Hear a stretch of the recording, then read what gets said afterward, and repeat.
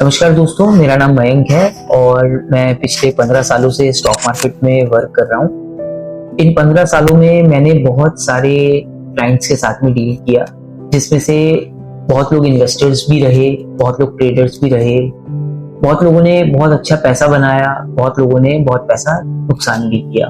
इन 15 सालों में मैंने मार्केट से बहुत कुछ सीखा, मैंने लोगों से बहुत कुछ सीखा, लोगों को थोड़ा स्टडी करने की कोशिश करी, देखा कि जो लोगों ने पैसा बनाया एक्चुअल में उनका माइंडसेट कैसा था, जिन लोगों ने मार्केट में नुकसान किया उनका माइंडसेट कैसा था।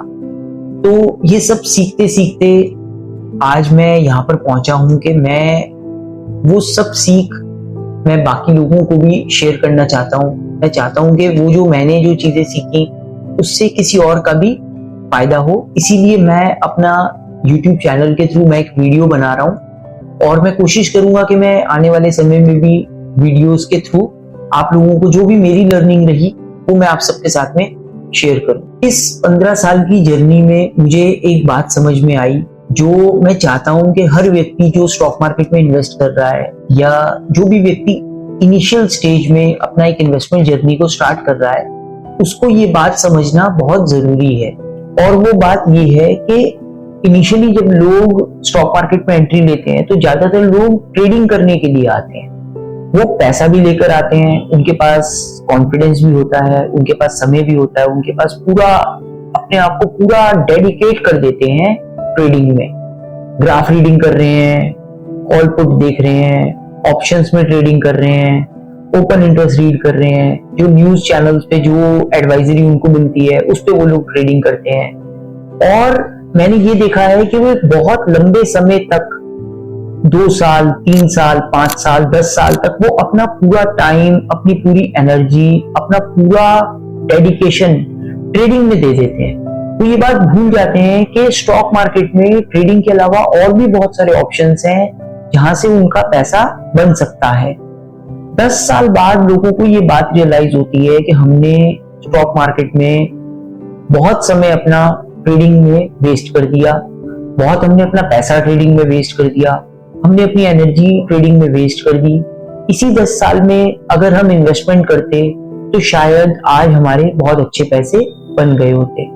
तो यंग जो लोग हैं उनको ये बात समझनी, जो लोग अब स्टार्टिंग कर रहे हैं उनको ये बात समझनी बहुत जरूरी है कि स्टॉक मार्केट में सिर्फ ट्रेडिंग से ही पैसा नहीं बनता। इवन सेबी का एक डाटा ये बोलता है कि ट्रेडिंग में 90% लोगों को पैसे का नुकसान होता है।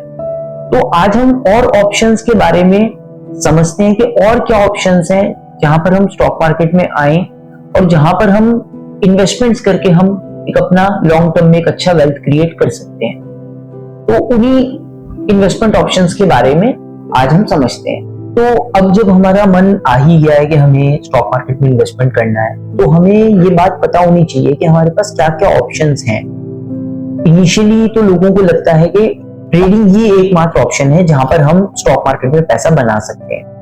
उनको ऐसा क्यों लगता है? क्योंकि एंट्री बहुत आसान है, डीमैट अकाउंट खुलवाना बहुत आसान है, बाइंग सेलिंग करना बहुत आसान है, बटन ही तो दबाने हैं, कुछ भी खरीद लिया, कुछ भी बेच दिया। उनको ऐसा लगता है कि ट्रेडिंग एक बहुत ही इजी काम है, एक इजी तरीका है पैसे बनाने का। लेकिन मैंने आपको बताया कि ज्यादातर लोग ट्रेडिंग में अपना नुकसान करते हैं। इन्वेस्टमेंट्स अगर हम कर रहे हैं तो इन्वेस्टमेंट्स एक बेहतर तरीका है जहां पर आपके पैसे बनते भी हैं और आपकी लाइफ में सुकून भी रहता है। क्योंकि इन्वेस्टमेंट्स में आप बार बार प्राइस नहीं देख रहे हो, आप बार बार अपने शेयर्स को नहीं देख रहे हो। आपने एक बार इन्वेस्टमेंट किया और आपने इन्वेस्टमेंट्स करके छोड़ दिया। अब लेकिन इन्वेस्टमेंट्स जब आप कर रहे हो तो इन्वेस्टमेंट्स करने से पहले आपको थोड़ा सा अपने आप को एजुकेट करने की जरूरत होती है। आपको अपने आप को एजुकेट करना चाहिए भी। और जब भी आप कहीं इन्वेस्टमेंट्स कर रहे हो तो आपको ये बात पता होनी चाहिए कि मैं किन कंपनीज के शेयर्स में इन्वेस्ट कर रहा हूं, कंपनीज के फंडामेंटल कैसे हैं, कंपनीज अभी कैसा वर्क कर रही है और आने वाले भविष्य में कंपनी जो वर्क कर रही है उसका क्या ग्रोथ पोटेंशियल है। इन सब बातों का ध्यान रखने के बाद भी आपको अलग अलग कंपनीज में ही इन्वेस्ट करना है। फॉर एग्जाम्पल, अगर आप सपोज मान लीजिए आप 1 लाख रुपए से स्टार्ट करते हैं तो आपको जो कंपनीज हैं वो अलग अलग रखनी है, अलग अलग सेक्टर की। इनिशियली अगर आप एक बिगिनर हो तो आप कोशिश कर सकते हो कि आप सबसे पहले सेक्टर लीडर में ही इन्वेस्ट करें। सपोज आप 1 लाख रुपीज इन्वेस्ट करते हैं, आपने उसको 10 पार्ट्स में डिवाइड कर दिया, यानी कि 10-10 हजार रुपए। 10-10 हजार रुपए से आपने हर एक सेक्टर का सेक्टर लीडर उठा लिया। जैसे सपोज आईटी सेक्टर में आपने टीसीएस में 10,000 रुपीज इन्वेस्ट कर दिए।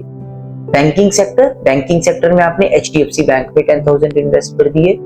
स्टील सेक्टर, टाटा स्टील में आपने 10,000 इन्वेस्ट कर दिए। एफएमसीजी सेक्टर, हिंदुस्तान यूनिलीवर में आपने 10,000 रुपीज इन्वेस्ट कर दिए। इस तरीके से आपको अलग अलग सेक्टर के सेक्टर लीडर्स में आपने अपने 1 लाख रुपए को 10 पार्ट्स में करके डिवाइड करके इन्वेस्ट कर दिया। तो ये आपका एक पोर्टफोलियो बन गया। हाँ, यहाँ पर आपका जो रिवॉर्ड आने के चांसेस हैं वो कम हो गए, क्योंकि हो सकता है कि स्टील सेक्टर बहुत ज्यादा बढ़ जाए, लेकिन आपका तो उसमें पैसा 10% ही लगा हुआ था। लेकिन इसका उल्टा आपका जो रिस्क है वो भी यहाँ पर मिनिमाइज हो गया, क्योंकि अगर आपने किसी एक कंपनी में ही इन्वेस्ट कर दिया, सपोज आपने अपने सारे पैसे 1 लाख रुपीज आपने टाटा स्टील में इन्वेस्ट कर दिए, और बाई चांस कंपनी में कुछ गड़बड़ हो गया, मैनेजमेंट में कुछ गड़बड़ हो गया, कंपनी का आने वाला जो उसके जो बिजनेस है उसमें कुछ इम्पैक्ट हो गया, तो आपके शेयर्स का वहां पर नुकसान होने का भी चांसेस बढ़ जाता है। तो इसीलिए जब भी आप इन्वेस्टमेंट्स कर रहे हो, आप अलग अलग सेक्टर में एक पोर्टफोलियो बना के अलग अलग कंपनीज में आप इन्वेस्ट करें। अपना सारा पैसा एक कंपनी में या एक सेक्टर में इन्वेस्ट करना गलत होता है। अब दूसरा तरीका क्या है, मान लीजिए कि आप ये सब चीजें नहीं कर सकते, आपको नहीं समझ में आता कि भाई मैं इतनी हेडेक नहीं ले सकता कि मैं अपने पैसे को डिवाइड करूं, फिर मैं सेक्टर डिवाइड करूं, तो आप म्यूचुअल फंड्स के थ्रू भी आप इन्वेस्टमेंट कर सकते हो। म्यूचुअल फंड्स में क्या होता है कि आप अपने पैसे एक कंपनी को दे रहे हैं जहां पर उनके फंड मैनेजर्स हैं जो कि एक्सपीरियंस्ड हैं, बहुत पैसा मैनेज कर रहे हैं। वो आपके पैसे को मैनेज करेंगे इसी प्रकार से कि वो अलग अलग कंपनीज में आपके पैसे को इन्वेस्ट करेंगे। आपको नहीं पता चलेगा, आपको एक ही यूनिट मिलेगी जिसको हम एनएवी बोलते हैं। म्यूचुअल फंड की एक अच्छी बात यह है कि म्यूचुअल फंड में अगर आपके पास वन टाइम ज्यादा पैसा है तो आप वन टाइम भी उसको इन्वेस्ट कर सकते हैं, एक साथ भी आप इन्वेस्ट कर सकते हैं। और अगर आपकी पॉकेट ज्यादा अलाउ नहीं कर रही है पैसा, आपकी पॉकेट स्मॉल है, तो आप हर महीने भी आप पैसे को इन्वेस्ट कर सकते हैं, जिसको हम बोलते हैं एसआईपी। तो म्यूचुअल फंड्स में जिसके पास ज्यादा पैसा है वो एक साथ भी पैसा इन्वेस्ट कर सकता है, और अगर किसी के पास ज्यादा पैसा एक साथ नहीं है बट वो मार्केट में पार्टिसिपेट करना चाहता है, हर महीने एसआईपी के थ्रू भी म्यूचुअल फंड्स में इन्वेस्ट कर सकता है। अगला ऑप्शन आपके पास है शेयर्स में इन्वेस्ट करने का, आईपीओस के थ्रू। जब भी कोई कंपनी पहली बार स्टॉक मार्केट में अपने शेयर्स बेचती है, उस प्रोसेस को बोलते हैं IPOs, initial public offer. Initial public offer भी एक बेहतर तरीका है जहां पर आप कंपनी की लॉन्ग टर्म ग्रोथ में पार्टिसिपेट कर सकते हैं। जब वो पहली बार अपने शेयर्स लॉन्च कर रही है, आप उनके शेयर्स को खरीदने के लिए अप्लाई कर सकते हैं। ऐसा नहीं है कि आईपीओस में रिस्क नहीं होता, आईपीओस में भी रिस्क होता है। इसीलिए जब भी आप आईपीओस में अप्लाई कर रहे हैं तो आपको स्टार्टिंग में कंपनी के बारे में थोड़ा रिसर्च करना जरूरी है। आईपीओ में एक बात और है कि ये जरूरी नहीं है कि अगर आप आईपीओ में अप्लाई कर रहे हैं तो वो आपको मिलेगा ही मिलेगा। तो लेकिन फिर भी आईपीओस भी एक बहुत बेहतर तरीका है कंपनी के शेयर्स में इन्वेस्ट करने का। एक ऑप्शन हमारे पास होता है इन्वेस्टमेंट करने का ईटीएफ्स और इंडेक्स फंड्स के थ्रू। देखो, जनरली लोग मार्केट को जब भी ट्रैक करते हैं तो वो इंडेक्स के थ्रू ट्रैक करते हैं। जैसे कुछ लोग निफ्टी को देखते हैं, कुछ लोग सेंसेक्स को देखते हैं, कुछ लोग मिड कैप निफ्टी को देखते हैं, कुछ लोग बैंक निफ्टी को देखते हैं। तो इंडेक्स फंड्स के थ्रू और ईटीएफ्स के थ्रू आप डायरेक्टली उस इंडेक्स में ही भी इन्वेस्ट कर सकते हो। आप देख रहे हो कि रेगुलर निफ्टी बढ़ता जा रहा है, तो आप डायरेक्टली निफ्टी 50 इंडेक्स फंड में भी आप इन्वेस्ट कर सकते हो। आपको लगता है कि आने वाले समय में बैंक निफ्टी बहुत अच्छा परफॉर्म कर रहा है, आप बैंक निफ्टी का इंडेक्स देख भी रहे हो कि अच्छा चल रहा है, तो आप बैंक निफ्टी में भी आप इन्वेस्ट कर सकते हो इंडेक्स फंड्स के थ्रू या फिर ईटीएफ्स के थ्रू।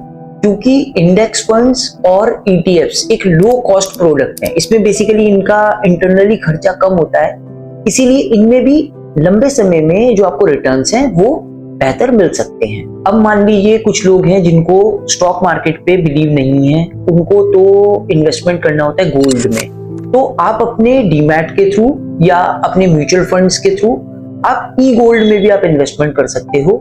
ई गोल्ड में आपको फिजिकल गोल्ड लेने की जरूरत नहीं मिलती, इसमें आपको गोल्ड की यूनिट्स मिल जाती हैं और ये जैसे एक नॉर्मल गोल्ड चलता है, जैसे एक नॉर्मल गोल्ड आपको रिटर्न्स देता है जो आपका फिजिकल गोल्ड है, वैसे ही ये आपको रिटर्न्स देता है। इसको भी आप किसी भी समय आप बेच सकते हो और जैसे जैसे गोल्ड में ग्रोथ होती है वैसे वैसे ई गोल्ड में भी ग्रोथ होती है। तो ई गोल्ड भी एक ऑप्शन है जिसमें आप इन्वेस्टमेंट्स कर सकते हैं लॉन्ग टर्म के लिए। अब मान लीजिए कि किसी को ना तो शेयर समझ में आ रहे हैं, ना म्यूचुअल फंड समझ में आ रहा है, ना आईपीओ समझ में आ रहा है, ना गोल्ड समझ में आ रहा है, तो फिर सबसे बेस्ट तरीका है कि आप सीधा सीधा एफडी में इन्वेस्ट करें। एफडी आपको जो भी एक नॉर्मल इन्फ्लेशन को वो हेज करती है, जो भी उसमें रेट ऑफ इंटरेस्ट चलता है 6%, 7%, 8%, जो भी आजकल चल रहा है 2024 में, वो आपको मिल जाता है। उसमें कोई रिस्क भी नहीं होता, जब मर्जी आप उस पैसे को निकाल सकते हैं, जब मर्जी आप उस पैसे को यूज कर सकते हैं। तो जो बहुत ही कंजर्वेटिव अप्रोच के लोग हैं, जिनको बिल्कुल भी रिस्क नहीं लेना, जिनको और कोई प्रोडक्ट्स, बाकी सारे प्रोडक्ट्स जिनको कॉम्प्लिकेटेड लगते हैं, तो वो लोग एफडीज के थ्रू भी इन्वेस्टमेंट कर सकते हैं। अब मैंने इन सब इन्वेस्टमेंट प्रोडक्ट्स के बारे में क्यों बात करी, मैं वापस वहीं उसी पॉइंट पे आ गया जो जहां से मैंने शुरुआत करी थी। जल्दी अमीर बनने के चक्कर में मैं देखता हूं कि लोग बहुत ज्यादा अपना नुकसान कर देते हैं। वो स्टॉक मार्केट में आते हैं ट्रेडिंग करने के लिए, उनको थोड़े थोड़े लॉसेस होते रहते हैं। एक साल में उनको मान लीजिए 2 लाख का लॉस हुआ, 2 साल में उनको 3 लाख का लॉस हुआ, लेकिन जब वो 10 साल में देखते हैं तो उनको समझ में आता है कि हमने अपने जीवन का एक बहुत बड़ा अमाउंट ट्रेडिंग में नुकसान कर दिया। और ना सिर्फ यहाँ पर अमाउंट का नुकसान हुआ, बल्कि यहाँ पर जो टाइम चला गया, जो 10 साल चले गए, उसका भी एक नुकसान हो गया। तो मैं ये नहीं कहता हूं कि आप ट्रेडिंग मत करो या आप ट्रेडिंग में ट्राई मत करो। ट्रेडिंग एक अलग लेवल की चीज है। ट्रेडिंग के लिए आपके पास एक माइंडसेट अलग होना चाहिए, आपके पास कुछ एक्स्ट्रा स्किल्स होने चाहिए, तभी आप ट्रेडिंग में आप सक्सेसफुल हो सकते हो। मैं ये नहीं कह रहा हूं कि आपको ट्रेडिंग नहीं करनी या ट्रेडिंग मत करो। मेरा सिर्फ कहने का मतलब ये है कि आप ट्रेडिंग के साथ साथ एक अमाउंट, आप ट्रेडिंग का जो आपका अमाउंट है उसको आप अलग रखो और बाकी के जो इन्वेस्टमेंट प्रोडक्ट्स आपको पता है या जो आज मैंने आपको बताए हैं, उनमें भी आप इन्वेस्टमेंट करो। लॉन्ग टर्म के पॉइंट ऑफ व्यू से अगर आप देखो तो आप अपने इन्वेस्टमेंट्स को अलग अलग एसेट्स में डिवाइड करो। अलग अलग एसेट्स जैसे कि FDs, gold, mutual funds, direct equities, index funds, इस तरीके से आप अपने इन्वेस्टमेंट्स को अलग अलग एसेट्स में आप डिवाइड करो और जो आपकी इन्वेस्टमेंट जर्नी है उसको आप इजी बनाओ। Thank you.